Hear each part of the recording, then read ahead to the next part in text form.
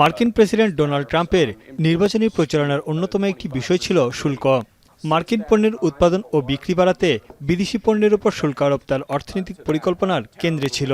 ট্রাম্পের অভিযোগ, যুক্তরাষ্ট্রে অবৈধ অভিবাসন ও মাদক পাচারের জন্য প্রতিবেশী দেশ কানাডা ও মেক্সিকো জড়িত।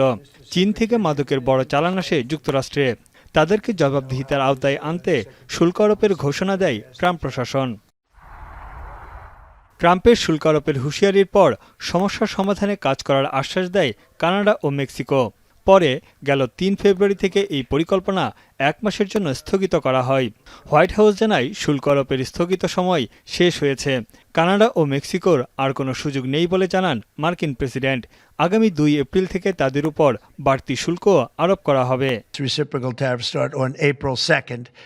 And I wanted to make it April 1st, but I didn't want to go April Fool's Day because that costs a lot of money, but that one day. But so we're going April 2nd. But very importantly, tomorrow tariffs 25% on Canada and 25% on Mexico, and that'll start. Canada ও মেক্সিকোর সঙ্গে যুক্তরাষ্ট্রের বার্ষিক বাণিজ্য ৯০,০০০ কোটি মার্কিন dollar.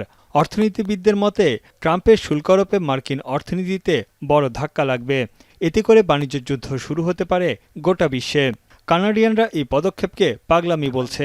এদিকে যুক্তরাষ্ট্রের যে কোনো সিদ্ধান্তের জন্যই মেক্সিকো প্রস্তুত আছে বলে জানান দেশটির president. Comunicación permanente con las distintas áreas, tanto seguridad como comercio, y vamos a esperar qué pasa. ট্রাম্পের নতুন শুল্ক আরোপের ঘোষণায় এশিয়ার শেয়ার বাজারে পতন ঘটেছে। জাপান, হংকং, দক্ষিণ কোরিয়ার স্টক মার্কেটের সবগুলো সূচক নিম্নমুখী। মার্কিন শেয়ার বাজার, ওয়াল স্ট্রিটের প্রধান সূচকগুলো হ্রাস পেয়েছে।